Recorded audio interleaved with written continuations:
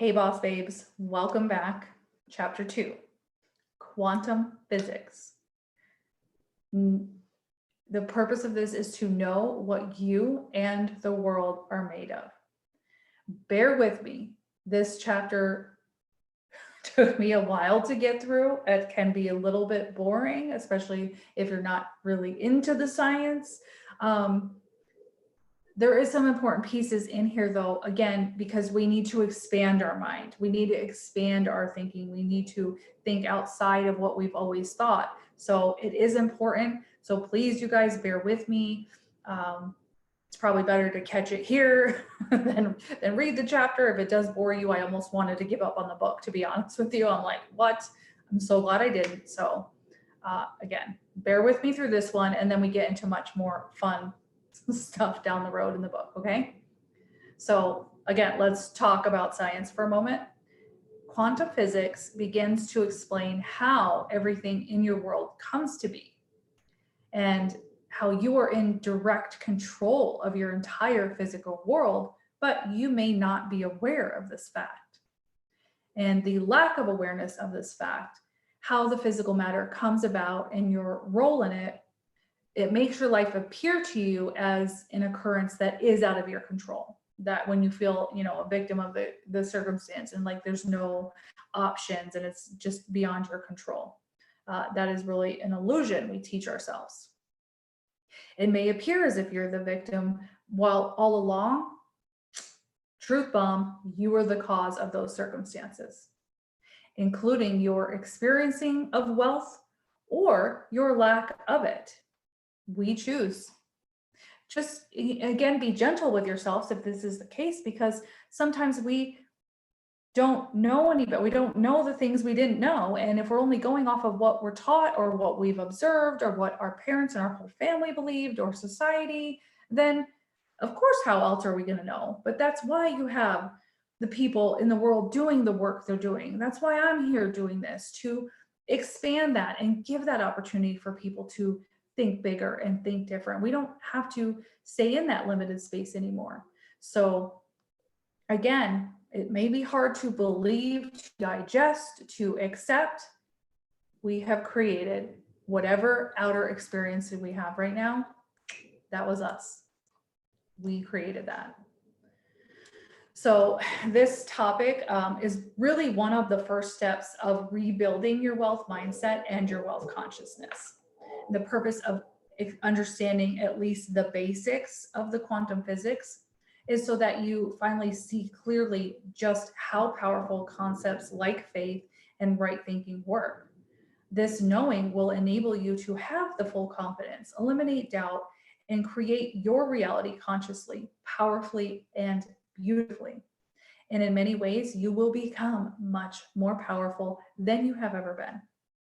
It really gives you a glimpse into how spirit and matter connect, how mind and matter interact, and how creation actually happens, and how we are the co-creators, with our source.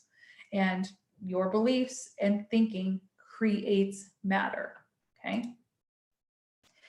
So what exactly is quantum physics? Well, basically it's the study of the building blocks of the universe. So your body is made up of cells, right? These cells are in turn made up of molecules, which are made up of atoms, which are in turn made up of subatomic particles like electrons.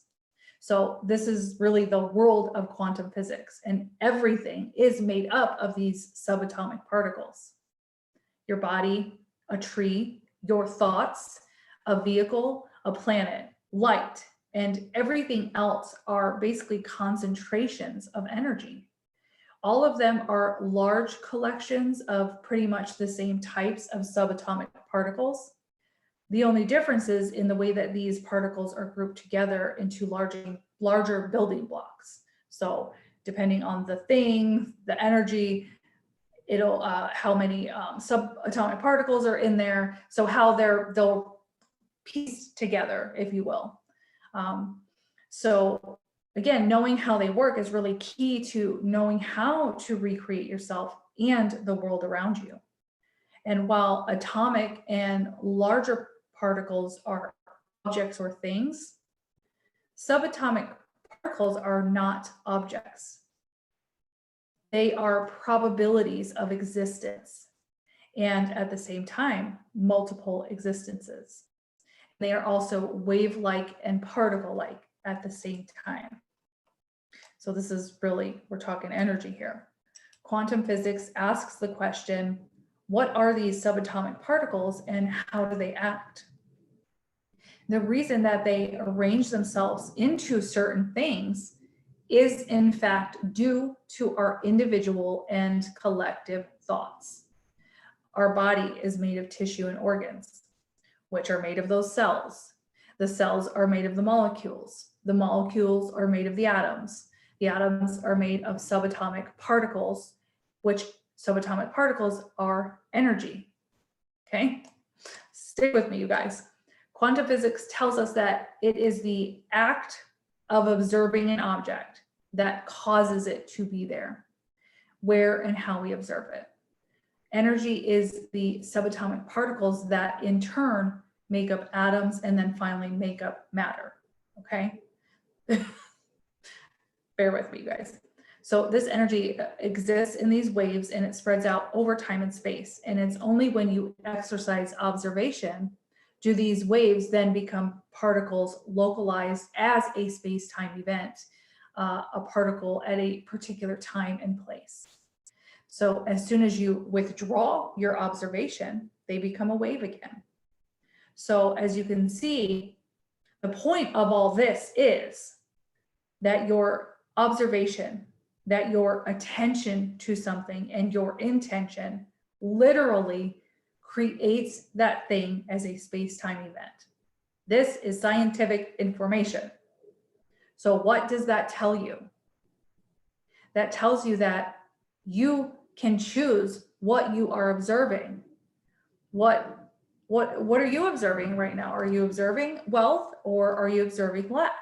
Are you observing the world being to shit right now? Or are you observing, I'm going to continue to manifest no matter what? My needs are met no matter what. That observation gets to be your choice. And when you choose to make that observation, it then physically manifests. And no solid object is actually solid. It really is, everything is really made up of these rapidly flashing packets of energy, billions and trillions of packets of energy. So they flash in and out of that space where the object is. They don't just actually stay there. Like that's, you know, they, in the book, they use the example of a chair. The chair, when nobody's there observing it, is it really there? And when you, you know, when you get home and you observe the chair, it's back there again. Those particles are back together again. So why does a human body or a car look like a solid continuous object when we know now that it is actually rapidly flashing energy? It's a field of energy, but we see humans as solid objects, right? Because that is what our world is, a rapid flash that causes this illusion of being solid and continuous. So again, once you understand what the world really and truly is, you do start to understand its true behavior and nature. And you can then choose to change your view of it. And with your changed perception, you can then change what your creation of it is. So the point of all of this scientific information and of sharing it here in the book is to really show you on a scientific scale. It's not just woo-woo, right? It's not just living in the clouds and thinking love and light. I mean, there's science involved in what energy really is and how we can shape and move it. That means you can completely change that. So understanding this is the first step to building wealth. So as we know, the act of observing the subatomic particle converts them into this physical particle. And again, once we withdraw that attention, it just goes back to a probability again. So we just spoke of the chair. The chair's being there is a result of us watching it be there and deciding it's there. What if you just said the chair's not there? I don't believe in the chair. What's going to happen? that could be a hard thing to think outside of, because like it's a chair, we know the chair is there, but I mean, really just kind of allow yourself to really expand your thinking. If you fully disbelieved in a chair, then you would experience something different. If you 100% were at that point where you didn't believe in the chair, then it would be something different. Okay. But it's, I mean, of course, it's going to be hard to wrap your mind about that and 100% believe the chair is not there, right? It's some out there thinking, but the act of observation makes the probability become a definite thing, and all other probabilities of it being elsewhere in the same world are now known. Okay. So again, how do I want to put this? As far as manifesting and wealth and things like that, what is our thought probability? Is our thought probability that there's never enough, that I have no clue how I'm ever going to make more? I don't even know if I'm worthy of making more. It's just not in the cards for me. If that's the probability where you're putting your energy, your subatomic particles in, then of course that's going to be the experience. So you manifest that, you create that. That means you can create anything that you possibly want. Continuous attention keeps it that way, producing the illusion of a solid, continuous existence. We believe that humans are solid. We're not going to believe anything else because that is what it is, right? We're going to continue to believe, so we are always going to be solid humans. Physicists have also discovered that quantum particles make decisions. They are powered by intelligence. Not only that, they also know instantly what decisions are being made by other particles elsewhere in the universe. This synchronicity across space and time is instantaneous. So the particles communicate without taking any time or crossing any space. So again, when you put your attention into something, these particles already know automatically what to do to become the chair. I come home and I know the chair is going to be there. The energies, it already knows how to combine together to be a solid chair. Does that make sense? Let me know too, you guys, if you have any questions that come up with this, reach out, post in the classroom site or on the Facebook group. Let's get a discussion going on this. So definitely reach out if you have questions. And this chapter was kind of a long one, but there is more detailed in-depth information if you want to kind of dive deeper. This is just like the main points I pulled out. So there's more info within the book. So what intelligence do we ask that powers these particles? Basically, it is the mind of source. It is our own individual mind and the individual minds of the collective, depending again on the subject matter, scope, and the strength of will. It is basically everybody's belief and attention. So nothing you observe can exist without your observation. If you walk by and you just straight up did not observe that chair, then how can it exist? Is it really there? And the same goes for your thoughts. What are you choosing to observe? Do you want to observe the wealth mindset? Do you want to continue to observe just the lack? You get to choose that, you guys. You get to choose that, and it will shape your experiences and your reality. And all you need to do is choose what you wish to observe, but you have to choose it with certainty and consistency. And when you do that, this will cause the energy field to materialize into that thing over time, depending on your clarity, your focus, and your certainty. Okay, so all you do is choose, you stay in that faith, you stay in that space of knowing, and then it will begin to materialize, or even your next steps will materialize on how to get to that space. You don't have to ask, you don't have to force. It's choosing and an unshakable faith in your choice. And again, you're speaking to someone who was depressed, in despair, anxiety, super lack, super victim. I was all of the things, and I chose a journey and a process of observing something different. And let me tell you, my friends, how different life has become. It is amazing. It is beautiful. It is abundant. It is adventurous. Dreams have come true that I never ever thought would even be a possibility for me before. It is so freaking possible. You just have to decide what is your reality and what you are and are not available for, no matter what. Whether it's in as a physical manifestation yet or not, I'm going to stay in my wealth mindset no matter what, because I don't want to feel or experience anything else. And so what's going to happen? Guess what? All the wealth, all the abundance is starting to materialize more and more, and at higher levels the more I embody and stay in that space. So you choose your thoughts, you choose your reality. The purpose of getting into these quantum physics is to, again, back it up by science. We've got woo-woo, we've got magic, we've got reality, and we've got science, and we're going to meld them all together. And so if you ever do feel powerless, do consider this.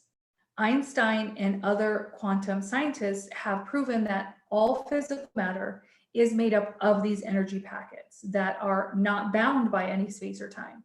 So this energy field has no well-defined boundaries. The universe is literally your extended, timeless, and unbound body. And the whole universe is brought into being by, again, the participation or observation of those who participate and observe. Wealth is brought into existence by you and all of us looking at it. Your certainty of it, your faith in it, and your attention to it creates it. Just how you have an unshakable faith that the chair is the chair, I have an unshakable faith that I am wealth consciousness, and that is it. In reality, it already does exist as a probability wave. So that's the thing. If you desire something, if you're dreaming of something, it is because it is already a probability and it already exists somewhere.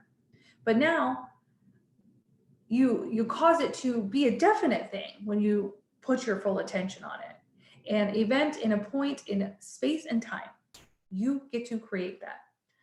And it does go even deeper than that. It already exists as the event, as we said, but our perception of time makes it look away, makes it look separate, makes it look maybe even unattainable sometimes.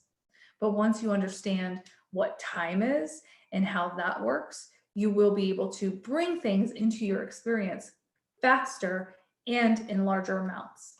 And again, we'll get into the subject of time in the next chapter, and that's a huge one too. When you have a different understanding of that, man, can you release some limitation and create some magic? So I'm looking forward to that chapter as well.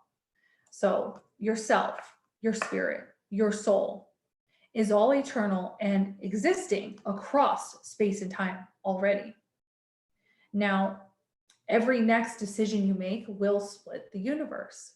You'll be conscious to the part of the universe that you chose to put your attention on.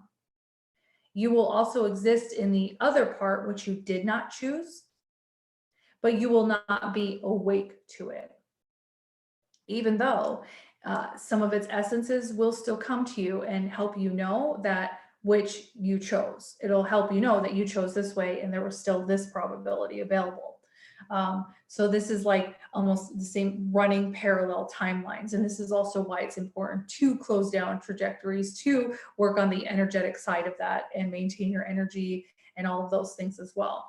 Because you don't want to be split, especially when you're oscillating back and forth between it's possible, it's not, it's possible, it's not. You're running literally back and forth in between these two timelines that are running at the exact same time. Whereas you can choose to kind of shut that one down in your mind energetically and stay aligned in this one. No energy split at that point, right? Your energy gets to be here, your attention gets to be here. So it's all running at the same time. How you hear people say time is not linear, and everything that happened in the past is happening now, and in the future is happening in the past. And this is really kind of where that comes from, is that it's all running. It's just we choose to focus on this reality versus that. And I love this piece because, again, you've got lack over here and you've got wealth over here. You get to choose which one you're going to put your attention on. So the universe, again, also is you're also split into your present self, your past self, and your future self, all at the same time. Although you're mostly some of us that play in the Akashics and spirit and all that, sometimes we're running in past, present, and future at the same time. But for the most part, and for the collective, as a general whole, we are mostly just awake to one of those selves at a time, which is the present self. But the reason why you can go into your Akashic, you can see your past, you can see your future probabilities, is because it is all running and you get to choose if you want to observe those things or not.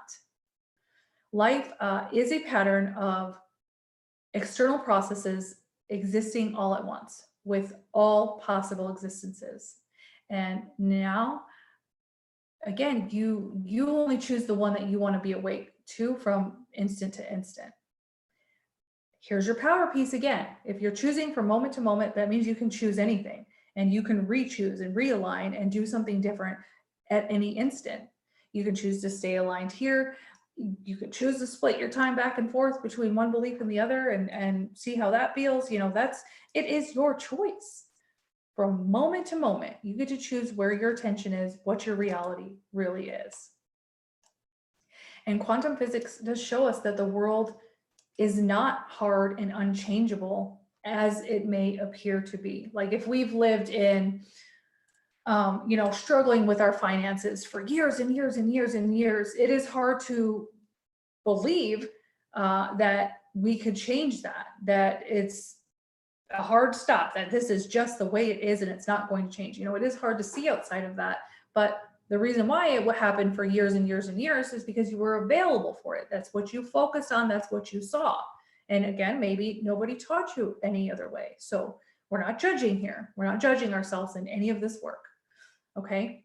So instead, the universe really, the world is actually a very fluid place, continually built up using our individual and our collective thoughts, our states of being as individuals, as a family, a society, a country, a planet, solar system, universe, right? It's very fluid, and if we all stop believing in money right now, what's going to happen? There's going to be a crash and a rebuild, just like during the Great Depression. The whole collective could change the entire money system. Okay? That's powerful. That means that you get to do the same thing with yourself. You get to choose differently at any time. We now know from all of this what our four-dimensional experiences are made of. And we have begun to see how we make them.